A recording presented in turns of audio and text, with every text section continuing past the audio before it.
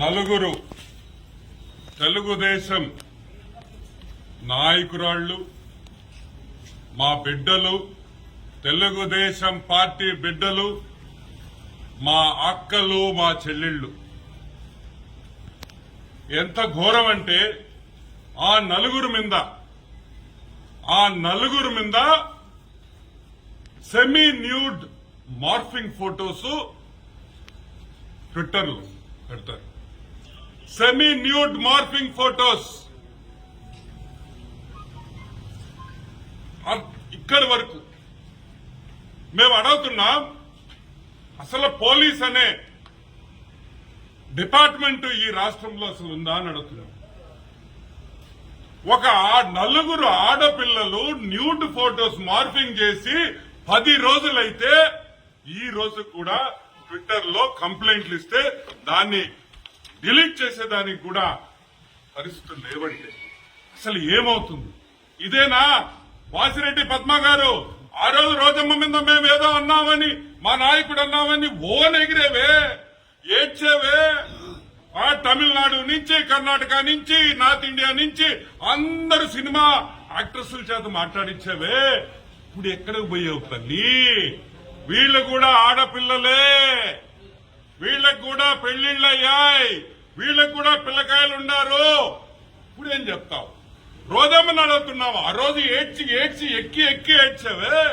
ఈ రోజు కూడా సోషల్ మీడియాలో మా 4 ఆడపిల్లలు న్యూడ్ ఫోటోస్ మీరు పెట్టుంటే ఇప్పుడు ఏం సమాధానం చెప్తారు అంటే మీకొక న్యాయం, మాకొక న్యాయం.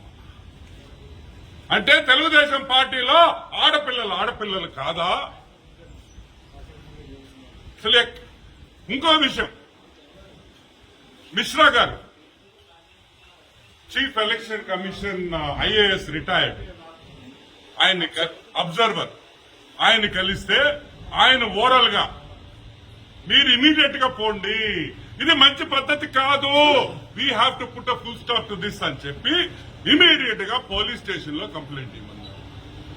మేము అప్పుడే చెప్పాం, సార్ ఇక్కడ పోలీస్ లేదు సార్, ఇక్కడ వైఎస్ పోలీసే ఉంది, వాళ్ళు కంప్లైంట్ తీసుకోరు, మీరు ఇవ్వండి నేను మాట్లాడతాను అన్నారు. తెనాలి 2 టౌన్, ఏలూరు 2 టౌన్ లో పోలీస్ స్టేషన్ లో కంప్లైంట్ ఇస్తే ఈ రోజుకు కూడా ఎఫ్ఐఆర్ ఫైల్ కాలేదు. ఎఫ్ఐఆర్ ఈ రోజుకు కట్టలేదు. ఇంకేం కావాలి? వాళ్ళని అడ్డంగా నరికేస్తే ఎఫ్ఐఆర్ కడతారా అని మేము అడుగుతున్నాం. ఆ కుటుంబాలకి ఇంకా మీరు ఎంత దిగజారుస్తారని మేము అడుగుతున్నాం. మీరు మారరా? ఇక్కడ మీనా గారు, ఐఏఎస్ ఆఫీసర్ మీనా గారు, ఆయన కూడా డీజీపీకి నేను లెటర్ రాస్తా అన్నాడు. ఆల్రెడీ లాస్ట్ టైం మీనా గారు కమిషనర్ కి చెప్పారు, ఇమ్మీడియట్ గా ఈ మార్ఫింగ్ ఫోటోస్, ఆడపిల్లల మార్ఫింగ్ ఫోటోస్ పెట్టడం తప్పు, ఇమ్మీడియట్ గా డిలీట్ చేయమని వాళ్ళు అరెస్ట్ చేయమన్నారు.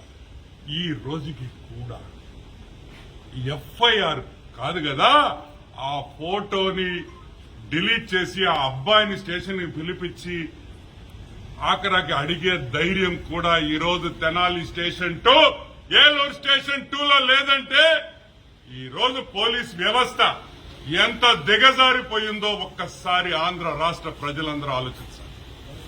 మగోళ్లు కాదు, ఆడపిల్లలకి జరిగినా కూడా ఈ రోజు ఒక యాక్షన్ తీసుకునే పరిస్థితుల్లో పోలీస్ డిపార్ట్మెంట్ లేదని కూడా నేను మనవి చేస్తాను. ఎవరే కంప్లైంట్ చేయాలా?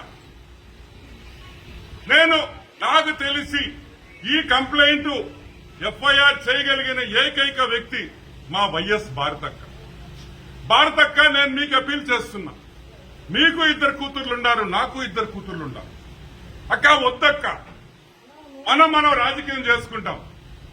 ఆడపిల్లలు న్యూడ్ ఫోటోస్ వద్దక్క, మనకెందుకక్క, మనకు అవసరమే లేదు. మీరు ఇమీడియట్ గా, మీకు 2 ఆడపిల్లలుండారు, నాకు 2 ఆడపిల్లలున్నారు, దయచేసి మీ ఇన్ఫ్లుయెన్స్ వాడి వీడిని ఇమీడియట్ గా అరెస్ట్ చేయించాలి. ఫస్ట్ దాన్ని తొలగించాలి. అరెస్ట్ సంగతి పక్కన పెట్టండి అక్క, పురుగులు పోతున్నాయక్క, దాన్ని ఇమీడియట్ గా డిలీట్ చేయించాలక్క.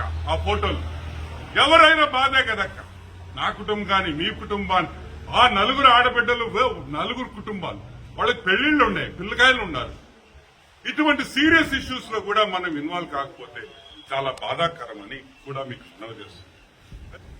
ఈ ముగ్గురు ఆడపిల్లలు మీనా గారికి కంప్లైంట్ ఇచ్చేదానికి వచ్చి ఇక్కడ ఎదురుగ్గా ఈ బిల్డింగ్ ఎదురుగ్గా ఫోటో తీసుకుంటే వాళ్ళ ఆవేదన తెలిపితే వాళ్ళ బాధ తెలిపితే ఎలక్షన్ కమిషన్ వచ్చి మాకు పిల్లలు ఉన్నారు సార్, మాకు పెళ్లిళ్ళు అయి ఉన్నాయి సార్, మా అసహ్యంగా ఉంది సార్, బంధువుల దగ్గర తలెత్తుకోలేకున్నాం సార్ అని వాళ్ళు చెప్పితే వాళ్ళు ఒక ఫోటో తీసి ట్విట్టర్ లో పెడితే ఒక జోకర్ నా కొడుకు ఈ ఫోటో పెడతాడు రామ్ గోపాల్ వర్మ. రామ్ గోపాల్ వర్మ నేను ఒక్కటే అడుగుతున్నా, రామ్ గోపాల్ వర్మ జోకులు వేసే సబ్జెక్టులు కొన్ని ఉంటాయి, నేను కాదను. తమాష్ చేసే సబ్జెక్టులు కొన్ని ఉంటాయి. ఇది ఒక సీరియస్ సబ్జెక్ట్, నలుగురు ఆడపిల్లల జీవితం గురించి ఇంత హేళన చేయాలా అని మేము అడుగుతున్నాం. Is this correct on your part? If this happens to your family, మీ ఫ్యామిలీకో నా ఫ్యామిలీకో, మనం వెమనెంట్ గా ప్రొటెస్ట్ చేయాల్సింది, మనం తిట్టాల్సింది పోయి వెమనెంట్ గా మనం తిట్టి ఇది కరెక్ట్ కాదు, ఈ సంస్కారం కరెక్ట్ కాదు, మనం ఆపాలని చెప్పబోయి నువ్వు మా నాయకుల ఫోటోలు మాఫ్ చేసి పెడతావు. ఎందుకు మాఫ్ చేస్తున్నావు? నువ్వే పెద్ద నీతివంతుడువా? నువ్వు నీతివంతుడు కాదు.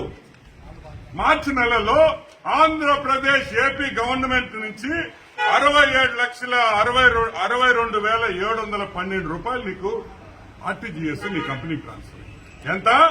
67.62 lakhs.